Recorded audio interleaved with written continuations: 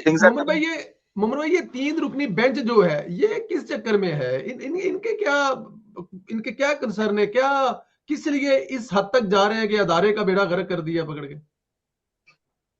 ऐसा नहीं है, ऐसा नहीं है संदीला भाई। ऐसा है कि देखें अभी आपको डॉट्स कनेक्ट करने पड़ते हैं जब आप पॉलिटिकल इसमें होते हैं ना, सिनेरियो के अंदर, तो आपको डॉट्स कनेक्ट करने पड़ते हैं। डॉट्स ये होते हैं कि आपने नोट किया होगा कि बाजवा साहब ने अपने किसी इंटरव्यू में, probably that was an interview, I don't know क्या था, कि वो एक नॉर्मल एक बात करते हुए उन्होंने कहा था कि हमने यूट्यूबर्स को कॉन्फिडेंस में लिया नहीं और हमने जो कुछ किया वो एकदम कर दिया। बिल्कुल ठीक, ऐसा ही है। तो सर देखें, आपको ना पैर कभी भी, चाहे वो सुप्रीम कोर्ट के लोग हों या कोई पॉलिटिशियंस हो या कोई भी हो इदारे का, तो वो अपने पैर ना वो लूज सॉइल पे अपना पैर कभी नहीं रखते। वो सॉलिड अपना फ्लोर पे अपना पैर रखने की कोशिश करते हैं। तो आपने इन तीनों को कंसिडर नहीं किया ना उस वक्त। तो हम्म।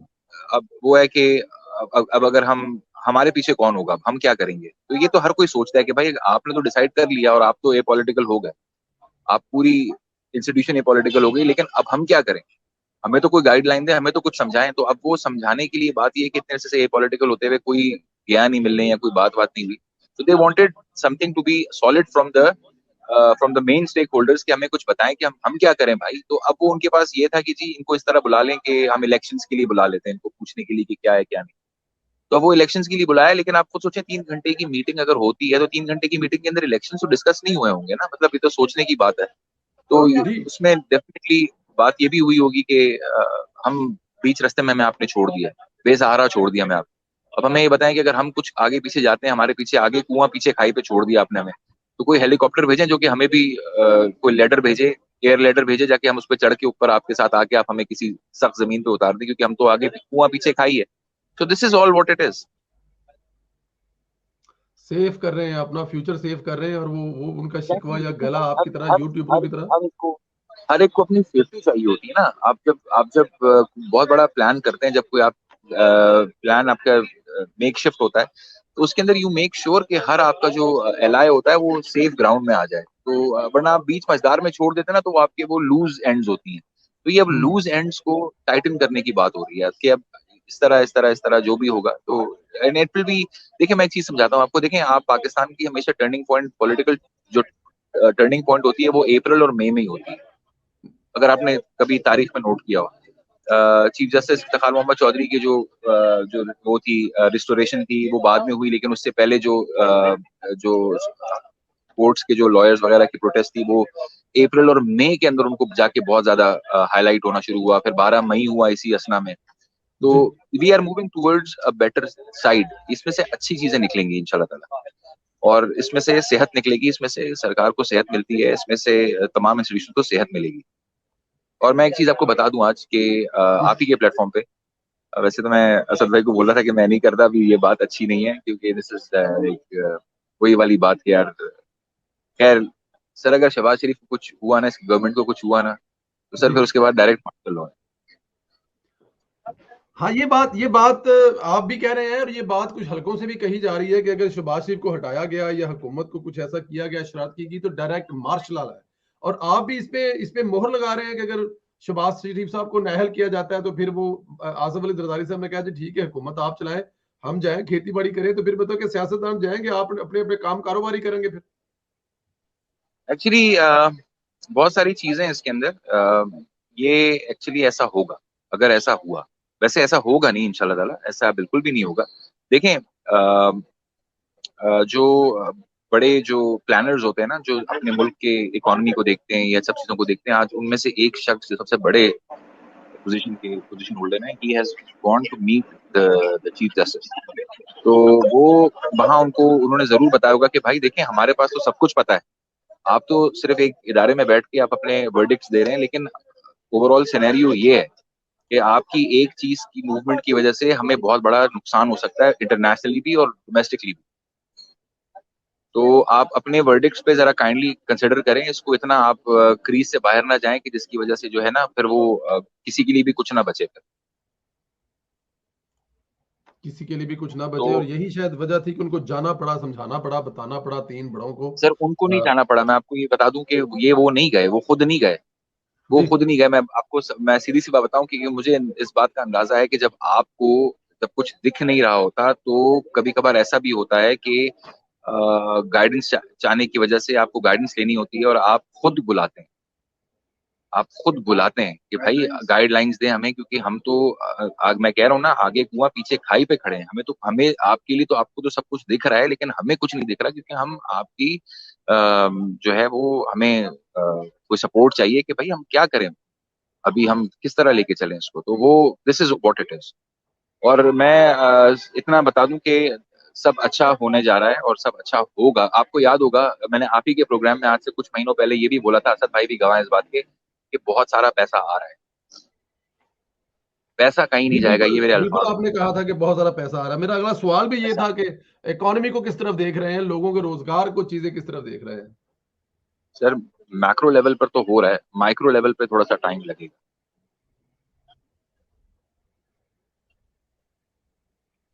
बड़े थोड़ा सा लेवल पर टाइम तो हो लगेगा। रहा है, बड़े लेवल बिल्कुल पर तो जी। हो रहा है, और थोड़ा सा टाइम तो लगेगा ना, क्योंकि सर बीमारी से जब उठता है बंदा तो सबसे पहले उसको चलने में तकलीफ होती है, फिर जी। आहिस्ता आहिस्ता चलता है, फिर घर से बाहर निकलता है, फिर सेहतमंद होता है, फिर उसके बाद सामान लेके आता है, फिर तो थोड़ा टाइम तो लगेगा ना। तो we'll have to wait and watch, just wait and watch and just be very positive. और I am definitely sure and 110% sure कि सर पॉजिटिविटी है, और आई सी ब्राइट फ्यूचर इंशाल्लाह ताला। डोंट बिल्कुल। वरी। और इंशाल्लाह ताला इंशाल्लाह, मैं एक चीज इंशाल्लाह। आपको आप बताऊं, देखिए। जी, जी, जी।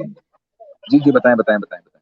आप लोग बाहर बैठे हैं, ज़ाहिर है गपशप लगा रहे हैं, खाना-वाना, चाय-वाय, कॉफ़ी चल रही होगी, तो ज़्यादा टाइम आपका नहीं लेंगे। आप और असद बैठे हैं। मुझे ज़रा बताएँ कि मियाँ मोहम्मद नवाज़ साहब का कैसे देखते हैं? लंदन से निकलना, सऊदी अरब में आना 5 साल के बाद, उनकी एक रूटीन थी कि रमज़ान का आखिरी अशरा वो सऊदी अरब गुज़ारते थे।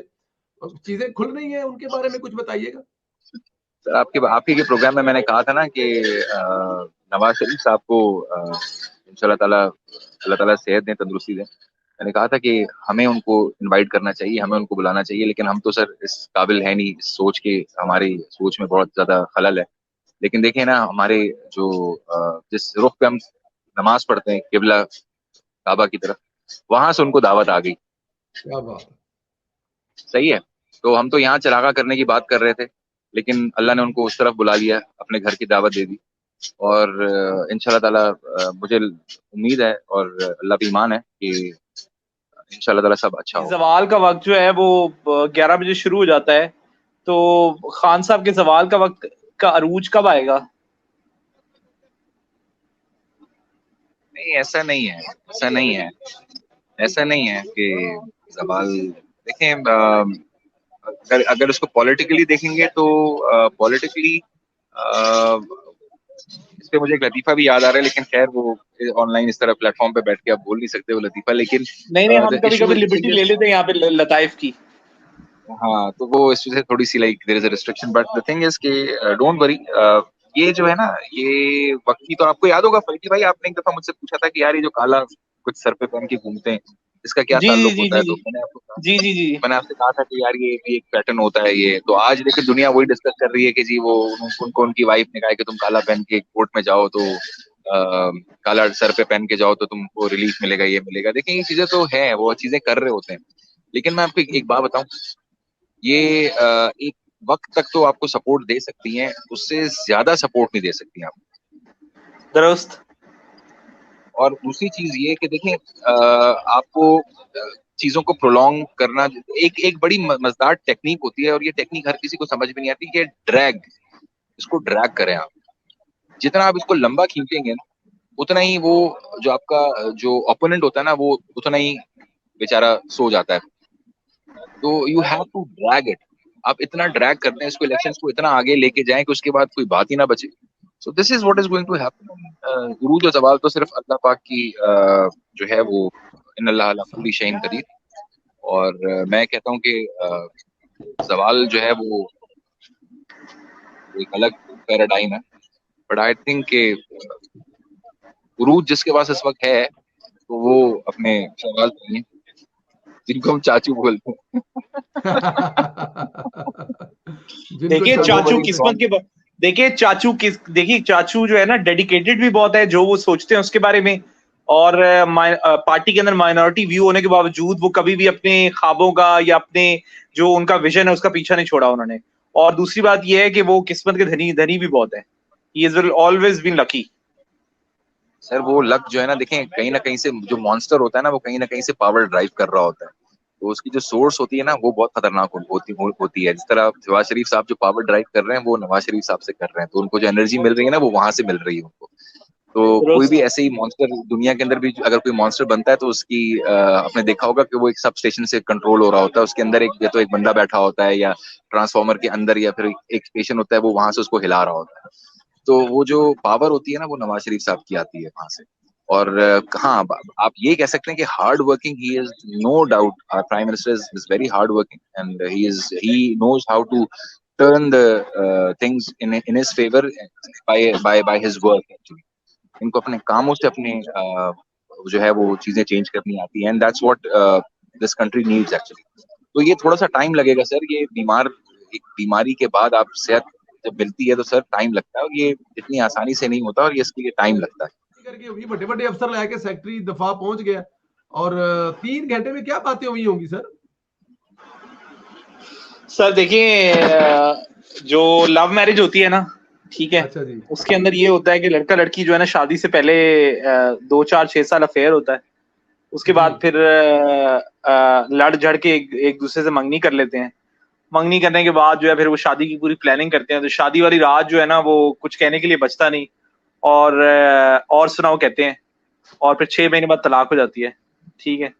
तो जो अरेंज मैरिज होती है ना उसके अंदर ये होता है कि शादी के बाद आपको चाका खुलने थोड़ा साल 6 महीने लग जाते हैं।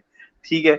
और बाद जितनी देर में आपको एक दूसरे की समझ आती है, ठीक है, आपकी जवानी गुजर गई होती है। तो भाई ये मुलाकात जो है ना वो एक भरपूर लव अफेयर के बाद अरेंज हुई है। तो लेकिन इस मुलाकात के अंदर बावजूद इसके और सुनाओ कहने के लिए नहीं था, बहुत कुछ कहने के लिए था, क्योंकि ये तलाक के नोटिस के बाद हुई है। ठीक है। तो इसके अंदर बहुत कुछ कहा गया है। सेक्रेटरी दिफा जो है, आपको पता है कि उनकी इस दुनिया में सिर्फ एक ही शनाख्त है, और वो शनाख्त बाजवा साहब का समधी होना है। ठीक है। बहुत सारे लोग यार दोस्त सभी ये भी सवाल करते हैं कि ये अभी तक सेक्रेटरी दिफा क्यों है। ठीक है। क्योंकि ही इज रिटायर्ड पर्सन, और आई एम श्योर कि इनका 1 साल का कॉन्ट्रैक्ट हुआ होगा। ठीक है। तो कहने का मकसद ये है कि इस मुलाकात के अंदर जो एजेंसी है उसकी तरफ से 2 ऑफिसर मौजूद थे, इंक्लूडिंग नदीम अंजुम साहब, और सेक्रेटरी दिफा मौजूद थे, और सेक्रेटरी दिफा के साथ उनकी वजारत के 2 लोग थे। यानी इसके अंदर तकरीबन 5 लोग मौजूद थे। तो कहने का मकसद ये है कि इस मुलाकात की 3 घंटे जारी रही, और इसके अंदर इदारे की तरफ से वही पैगाम दिया गया जो इदारे की तरफ से पिछली मुलाकात के अंदर पैगाम दिया गया था। आपको याद होगा कि हमने इसका जिक्र किया था कि नदीम अंजुम साहब ने रात के अंधेरे में चीफ जस्टिस साहब के घर पे उनसे मुलाकात की थी, और उससे भी 1 हफ्ता पहले इदारे की तरफ से अदालत को ये पैगाम दिया गया था कि हमारी प्रायोरिटीज नेशनल सिक्योरिटी और डोमेस्टिक अफेयर्स के अंदर ये हैं, बराए मेहरबानी उसके अंदर इंटरवीन मत करें। तो मेरी इत्तलात के मुताबिक इस्लामाबाद के अंदर ये मुलाकात का इख्तिताम भी खुशगवार नहीं हुआ। आप सुप्रीम कोर्ट जो लोग रिपोर्ट करते हैं, जो लोग सुप्रीम कोर्ट मिसाल के तौर पे आप जैसे आप हसन साहब हैं और बहुत से लोग हैं, उन्होंने इस मुलाकात के बाद आगे किसी सुप्रीम कोर्ट जो लोग सुप्रीम कोर्ट को कवर करते हैं उन्होंने इसके ऊपर फर्दर तबसरा नहीं किया कि इस मुलाकात का एंड रिजल्ट क्या निकला। तो मेरी इंफॉर्मेशन ये है कि ये मुलाकात खुशगवार माहौल के अंदर खत्म नहीं हुई उसकी। और देखिए ये इस मुलाकात की जरूरत क्यों पेश आई। अभी बात कर रहे थे मोमिन भाई अदालत के ए पॉलिटिकल होने की, और वो कह रहे थे क्योंकि वो ए पॉलिटिकल थे तो वो लोगों के साथ इन टच नहीं थे, यूट्यूबर्स के साथ जो उनकी फ्रंट लाइन और सेकंड लाइन और जो उनकी रेड लाइन थी उनके साथ वो इन टच नहीं थे। लेकिन अब वो लोगों के साथ इन टच है। देखिए इंस्टीट्यूशन ए पॉलिटिकल रहा पहले 6-8 महीने में, अब इंस्टीट्यूशन ए पॉलिटिकल नहीं रहा। वो नेशनल सिक्योरिटी पे और जो पॉलिटिकल मैटर्स हैं उसके ऊपर एक वाज़ेह पोजीशन ले रहा है, और वो वाज़ेह पोजीशन पॉलिटिकल मैटर्स के ऊपर नेशनल सिक्योरिटी से रिलेटेड है। ठीक है। कि वो सियासत को इस नहज तक नहीं जाने देंगे जहां वो मुल्क की सालमियत के लिए खतरा बन जाए। मिसाल के तौर पे इमरान खान साहब का सियासत के अंदर जो एग्रेसिव अप्रोच है और उनको जो इदारे के अंदर पिछली बाकी आज उनको सपोर्ट करी है, तो इस पर्सपेक्टिव से they want to control politics और वो अब उसके अंदर अपना रोल प्ले करना चाहते हैं। बट 6 से 8 महीने बाद वो अपना रोल प्ले करने के लिए तैयार क्यों हुए हैं, और 6 महीने के अंदर वो अपना रोल प्ले क्यों नहीं कर रहे थे, उसकी रीजन मैं बहुत दफा बता चुका हूँ कि जब वो इमरान खान के साथ हुकूमत के अंदर बतौर स्ट्रेटेजिक पार्टनर थे इमरान खान के साथ, तो उनको इमरान खान और हुकूमत की तरफ से एक पॉपुलर सपोर्ट हासिल थी। गुज़िश्ता 6 महीने में इस्टेब्लिशमेंट को मौजूदा हुकूमत की तरफ से पॉपुलर सपोर्ट हासिल नहीं थी। जब इस हुकूमत ने फैसला किया कि वो अपने जो सियासी मैदान है उसके अंदर सिर्फ बतौर हुकूमत नहीं एक सियासी पार्टी के तौर पे भी उतरेंगे, और उन्होंने एक नैरेटिव क्रिएट करना शुरू किया और इमरान खान को पॉलिटिकल नैरेटिव के तौर पे काउंटर करना शुरू किया, अदालत को काउंटर करना शुरू किया, तो उसके बाद इदारा भी जो है वो अपने जो नेशनल सिक्योरिटी से रिलेटेड पॉलिटिकल इंटरेस्ट है उसको वॉच करने के लिए वो हुकूमत के साथ मैदान में आके खड़ा हो गया है, और अब वो एक दूसरे इदारे को जो कि उसके वतन से ही सियासी किरदार अदा करने के लिए पैदा हुआ था, उसको अब वाजे लाइन दे रहा है कि आप ये कह रहे हैं कि वाज़ेह मैदान में उतार दिया, वाजे लाइन दे रहा है और ये बता रहा है कि किसी और की रेड लाइन आप होंगे, लेकिन हमारी रेड लाइन ये है और आप किसी और की मोहब्बत में ये रेड लाइन क्रॉस नहीं, हम लोगों ने दे दी हुई है। तो मेरे ख्याल में अब तो वाज़ेह पैगाम दे दिया गया हुआ है। असल में ये इसको थोड़ा सा इसको एक ऐसे तनाजुर से देखते हैं कि जिसको देखने के बाद हमें इसको समझने की कोशिश करेंगे तो कुछ निकलेगा, वरना ये लड़ाई झगड़ा जो है इसकी समझ नहीं आ रही कि भाई ये कैसे हो सकता है कि ये एक दूसरे को इतना पुराना जानते हैं सब लोग, और इतनी उन्हीं सीटों पर पहले भी तो ये इलेक्शंस लड़ते रहे हैं ना जी। बात ये है कि इमरान खान साहब और उनके स्पॉन्सर उन लोगों का अपने तरफ पे दिमाग में 2035 तक जो प्लान था इनका, उसका एक हिस्सा ऐसा है जिसमें ये गुमान हो रहा है कि हुकूमत, अपोजिशन और इदारे ये सारे मिलकर इस पर एग्री कर चुके हैं कि इमरान खान को 3 से 4 साल के लिए लाओ, फिर आखिरी 1 साल में उसको रिमूव करके सारी कारकर्दगी का इल्जाम दूसरों पर डाल के उसको ले आओ। अलबत्ता दरमियान में इंटरम लेके आने की कोशिश करो जिसकी ऊपर इमरान फिर वो फैसले करवाए इंटरम गवर्नमेंट से जो कि उसके सामने खड़ी ना हो सके। अब इस 2035 तक का जो प्लान है इमरान खान का, इसके स्पॉन्सर्स का, उसके आगे हर्डल कौन है, रास्ते में हर्डल कौन है? ये पीडीएम है।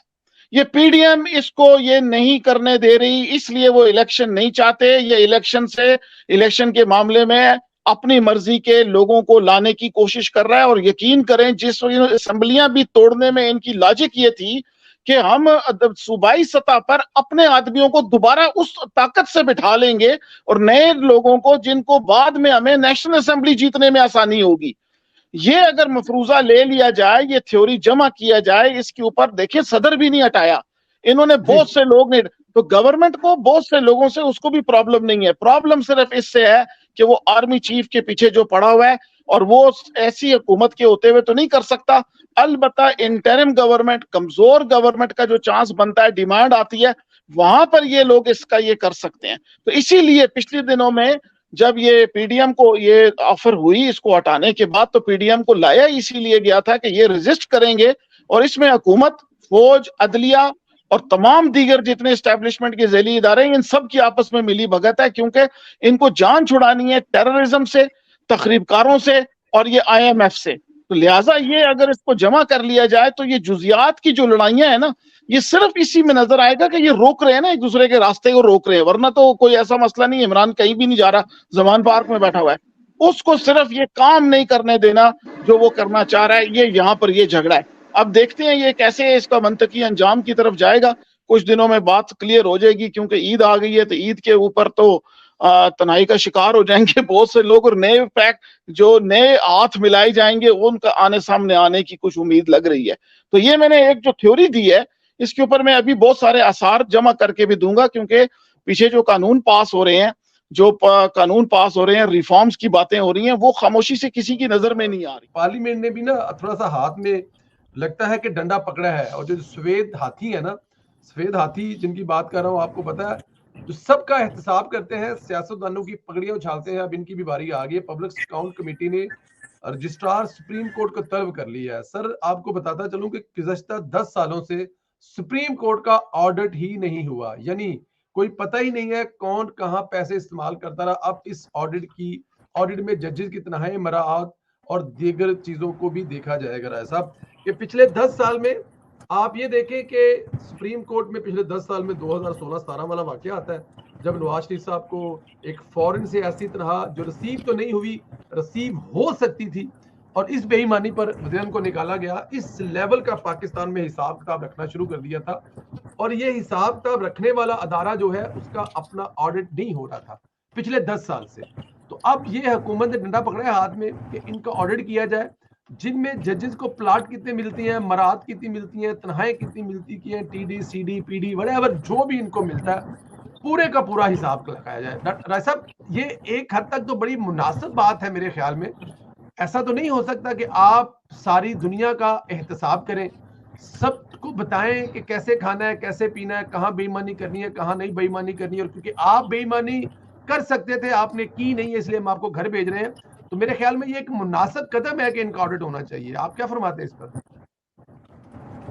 नहीं देखिए, बात तो ठीक है, मगर इट्स वेरी वेरी अनफॉर्चुनेट कि हमारा मुल्क दुनिया में इसकी कोई दूसरी मिसाल मुझे नज़र नहीं आती कि जहाँ पे ब्यूरोक्रेसी में जो है ना वो इतनी इमरात दी जाए, इतने प्लाट दिए, should stop now, you know, I mean यार, enough is enough. Imran Khan साहब की जो मुश्किलात है ना राजा साहब, उसमें एक और इजाफा होने जा रहा है। इद्दत की शादी वाले केस में एक और गवाह जो है वो अदालत से रजू कर बैठा है, यानी अब एक और गवाही देगा कि खान ने कैसे इद्दत में शादी की थी, झूठ बोला, जेल साजी की, हकायक को मसा करके कौम को पागल बनाया, और बाकी जो भी इस्लामी इक़्तिदार को रोंदा वो सब सामने। वो कोई और नहीं है, खान साहब के बड़े करीबी दोस्त, इमरान खान के निकाह के गवाह, घर का भेदी अवन चौधरी है। अवन चौधरी ने सर अदालत में दरखास्त जमा करवा दी है और कहा जी कि मैं बतौर गवाह रिकॉर्ड कराना चाहता हूं। और आप अंदाजा करें राय साहब कि अगर ये अवन चौधरी साहब तशरीफ लाते हैं तो उसके बाद क्या होने जाएगा। अवन चौधरी साहब जो है वो राय साहब इस शादी के 2 गवाह होते हैं, उनमें से एक गवाह है। तो आने वाले वक्त में ये पता नहीं इमरान खान साहब को किधर किधर से क्या क्या घेरा जाएगा। इमरान खान साहब को अगले 2-4 महीने के लिए, वैसे तो ऑलरेडी मेरे ख्याल में, मैं तो समझता हूँ जाती तौर पे उसको जमान पार्क में बंद कर दिया गया, उसकी कोई हैसियत तो है नहीं अब इस वक्त, उसको किसी किस्म का उसमें कुछ चीजें हैं तो नहीं है, लेकिन फिर भी आने वाले दिनों में वो इससे भी जाएगा। सर आप ये गवाह वाली बात पर क्या कहेंगे? अवन चौधरी साहब जो है वो मैदान में आ रहे हैं। नहीं, ये सब बकवासबाजी है जी। आई थिंक इस तरह की हरकतें करके जो है ना न्याजी की पॉपुलैरिटी में ना इजाफा किया जा रही है। इससे तो बेहतर था वो जो इसकी वीडियो है वो खुसरों के साथ वो रिलीज और वो सर वो एक ऑडियो कॉल सुनाते हैं आपको, उसमें इंकशाफ किया जा रहा है कि कुछ ईद पर कुछ ऑडियो जो है वो रिलीज होने जा रही है। सर देखिए उसकी वीडियोस जो है ना गंदी वो रिलीज कर दें, को बयान देना ना कुछ कहना है, लोग वीडियो देखें और खुद कमेंट करें। ये जो इस तरह की चीजें है ना जी, निकाह ये हो गया वो हो गया, ये उल्टा जो है ना उसको जो है वो बूस्ट कर रहा है, उसके फायदे में ये चीजें जा रही हैं। बिल्कुल सही। अच्छा राय साहब, ये एक और चीज जो है वो आज मैं आपको सुनाना चाहूंगा, बल्कि अगर इजाजत दें तो मुझे 1 सेकंड दें। मैं ये एक ऑडियो लीक हुई है जी, जिसमें सरेआम बताया जा रहा है, कहा जा रहा है कि कितने पैसे होंगे तो फिर आपकी जो मुलाकात है वो जरा इमरान खान साहब से हो जाएगी। 1 करोड़ रुपए तो खाली मुलाकात के लिए कहा जा रहा है। सर ये मेरे पास ऑडियो है सर, मैं आप इसको, किधर गया जी, यहाँ से audio audio audio audio audio audio audio audio किधर जी ऑडियो।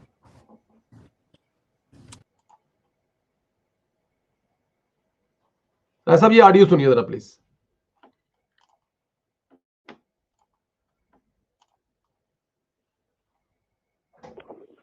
अस्सलाम वालेकुम जी। अस्सलाम वालेकुम चौधरी साहब, सलाम वालेकुम। मैं चौधरी हफीज बोल रहा सर, नवाब शाह इस्लामाबाद तो जी।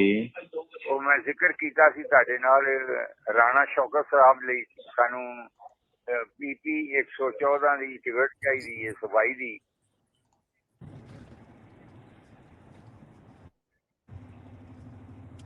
देखो जी, देखो साढ़े हाँ डोनेशन दी जी जिहड़ी है ना अनलिमिटेड वो जिस दिन आएंगे तो आके जी चेयरमैन नु कहण मैं इन्नी डोनेशन देना चाहना असीं उन्हां नूं मिलवा देंगे। चलो ठीक है सर। और कोई 10 मिलियन तो उत्ते दी 10 मिलियन तो उत्ते दी होनी चाहिए जिहड़ी चेयरमैन नाल मुलाकात हो सकती। अच्छा अच्छा 10 तो उत्ते 10 1 करोड़। हाँ 1 तो उत्ते अच्छा वो पार्टी दी टिकट सर किन्नी पार्टी वास्ते। अच्छा पार्टी वास्ते सर ओ शौकत खान अमली किन्ना सर। देखो जेड़ा शौकत खान वास्ते जी तुसी देना चाहो तो वो थोड़ी मर्जी है जाहिर है ਅਸੀਂ ਉਹਦੇ ਵਾਸਤੇ ਵੀ ਚਾਹੁੰਦੇ ਆ ਕਿ ਲੋਕ ਫੰਡ ਰੇਜ਼ ਕਰਨ। हाँ बिल्कुल देंगे और सर रोजियां तो पहले मैं सदा उन्होंने बाद ही सदा नहीं आजकल जी जे टिकटां तो दे रहे हैं जे टिकटां लेनी है तो आजकल जी। चलो सर पहले मैं कल निकलांगा 28 तारीख नूं सद लवां उन्होंने 28 नूं मैं करना जी अजकल तुसी 114 च इंटरेस्टेड जे। हाँ 114 है सर 114 ते आज ही हो जाना है 114 एक जरा मेहरबानी करो नहीं कि मैं इस्लामाबाद सर ये तो 114 वास्ते तो देनी नहीं है उधर फैसलाबाद इस वक्त चल रहे हैं फैसलाबाद चल रहे हैं सर वो फिर मैं सद लवां उन्होंने जी चलो ठीक है मैं सद लेना सर। अस्सलाम वालेकुम जी। राय साहब मैं चाहूंगा कि ये कॉल जरा दोबारा प्ले कर लें ताकि सुनने वाले भी सुन ले और हमें शाह साहब ने ज्वाइन किया जरा ये भी सुन ले। शाह साहब आप वेलकम है और जरा ये कॉल चलाने लगे हैं जरा ये कॉल सुन ले फिर बात करते हैं। जी अस्सलाम वालेकुम जी। अस्सलाम वालेकुम चौधरी साहब। सलाम वालेकुम। मैं चौधरी हफीज बोल रहा सर नवाब शाह इस्लामाबाद तो